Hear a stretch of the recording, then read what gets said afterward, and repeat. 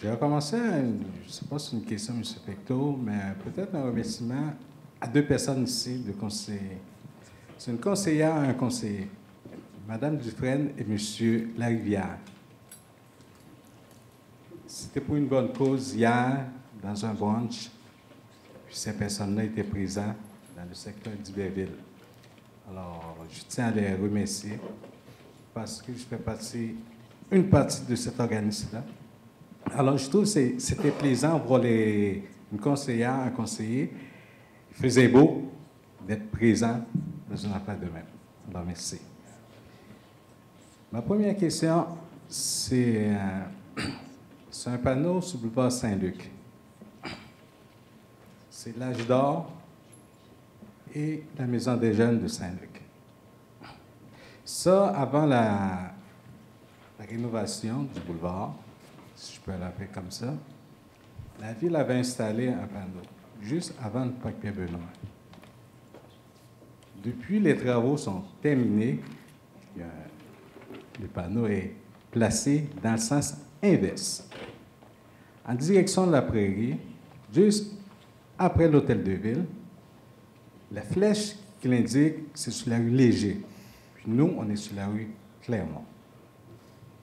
Ça, j'ai demandé au service des loisirs, je modifie parce qu'on fait contact direct. Ils ont fait la demande aux travaux publics.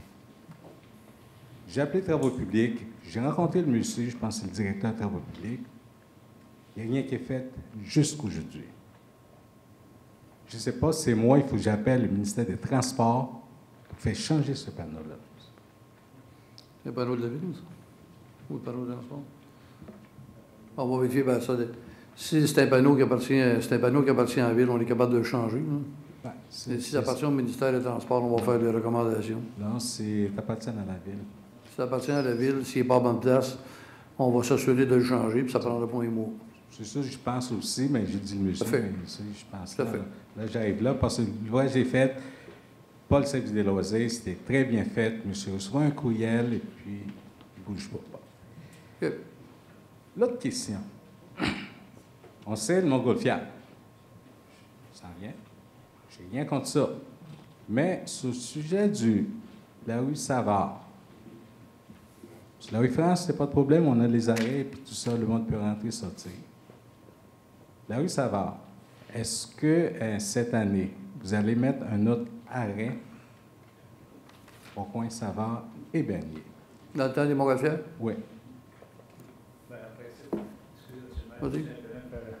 L'arrêt était installé en raison des travaux d'urbanisation du boulevard Saint-Luc et l'urbanisation du boulevard Saint-Luc est terminée, fait qu'il n'y a pas de raison de rajouter d'arrêt à l'intersection.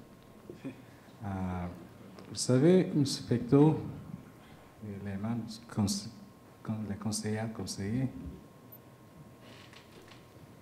quand il y a un gros spectacle à Saint-Jean, il y a beaucoup de personnes. La 35 est remplie, la 104 c'est rempli. Le monde qui reste dans ce secteur-là, ils font le petit détour pour aller chez eux. On n'a rien contre ça parce que ça amène des gens qui viennent visiter notre ville. On est dans une porte d'entrée de la ville, la porte d'entrée. Ces panneaux-là, on voit la différence. Ça faisait, c'était bien. Bien, peut-être à regarder, peut-être temporaire jusqu'à ce que vous installez en permanence là, mais peut-être temporairement pour les gens qui sont dans le secteur, des fois, qui tournent pour rentrer chez eux aussi, parce que quand ils prennent sur les ponts, c'est jamais, mais ça pourrait aider quand même pour rentrer chez eux. Alors ça, bon, je pense qu'on peut le regarder. Si on parle du Festival des Montgolfières, oui. Je comprends, parce que pour connaître le coin, mais vous êtes d'accord avec moi que les gens qui bifurquent par Savard pour s'en venir sur le Grand-Béni, c'est des gens locaux, là, parce que les gens de Montréal ne connaissent pas où elle débute Savard et où elle termine. Mais je ne pense pas qu'il y ait de problème à regarder pour d'avoir la fluidité de la circulation et surtout la sécurité. Là, parce que oui, il y en a, puis on souhaite qu'il y en ait aussi, là, on est d'accord tous les deux là-dessus, mais par contre, qu'il y ait une fluidité et une sécurité de la circulation, on va le regarder.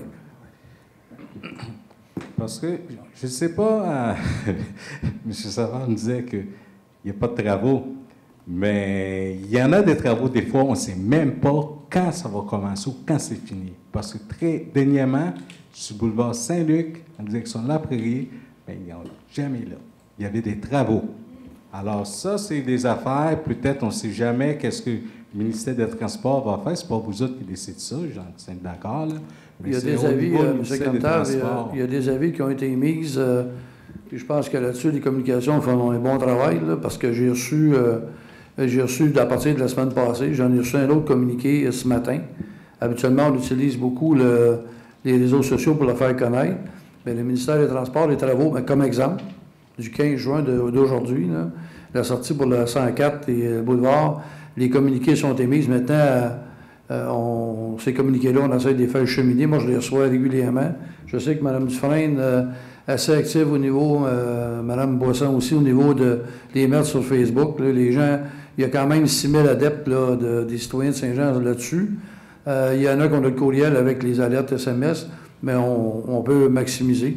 Parce que les travaux, là, ça dure du 15 juin au 19, je pense, là, pour les lumières là, qui sont en train de finir d'installer. Mais le ministère a émis des communiqués.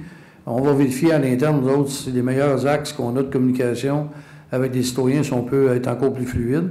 Mais je veux juste vous rassurer qu'on en met plusieurs. Et quand on soit chaque matin, les communiqués, j'ai eu beaucoup des conseillers qui, eux, vont faire du partage là, sur les réseaux sociaux. À date, ça fonctionne bien, mais il y a toujours place à amélioration, évidemment. Donc, peut-être pas tout le monde non plus qui sont sur les réseaux sociaux, Internet, etc., mais on a quand même une bonne quantité de citoyens qui y sont.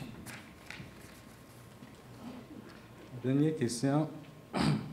Vous avez avec les employés, vos employés, il y a des conventions qui sont signées ou qui est rendu dans le dossier des policiers. Des policiers? Oui. Bien, je suis assez content que vous me posiez cette question-là. OK? Moi, personnellement, là, j'aurais aimé ça m'asseoir et discuter avec les policiers comme on a discuté, même si on a un agent qui est ici présent. Ce que j'ai dit au directeur, c'est parce que les policiers ont décidé d'aller en arbitrage. Moi, je n'ai même pas eu l'occasion de parler. Je pense pas que c'est de même qu'on négocie, mais comme je respecte ça, moi, c'est le choix. À l'heure actuelle, je pense que dernièrement, c'est la semaine passée, M. Desroches, qu'on a reçu, on a peut-être une documentation à l'effet qu'on voulait regarder. Là, on a eu des documents la semaine passée à l'effet qu'ils commençaient à avoir une voiture, ce que je souhaite de tout cœur, parce que c'est nos employés comme les autres corps, là, avec les autres corps de métier qu'on a, là, peu importe. Alors moi, mon souhait, là, c'est... On a réglé avec les 3 autres syndicats, donc je souhaite de tout cœur qu'on puisse régler avec nos policiers. Puis, mais là-dessus, comme je vous dis, au tout départ, les gens ont décidé, puis après, on m'a dit que c'était un choix, il y a une fatalité provinciale, puis à un moment donné, aller en arbitrage, apparemment que c'est un scénario qu'on a décidé d'utiliser. Alors nous, le canal de discussion est très ouvert, puis on ne demande pas mieux de régler avec nos policiers de la façon qu'on traite nos autres employés. Puis je pense que d'avoir signé 3 conventions, c'est parce qu'on doit avoir traité nos gens pas mal de façon professionnelle. Merci.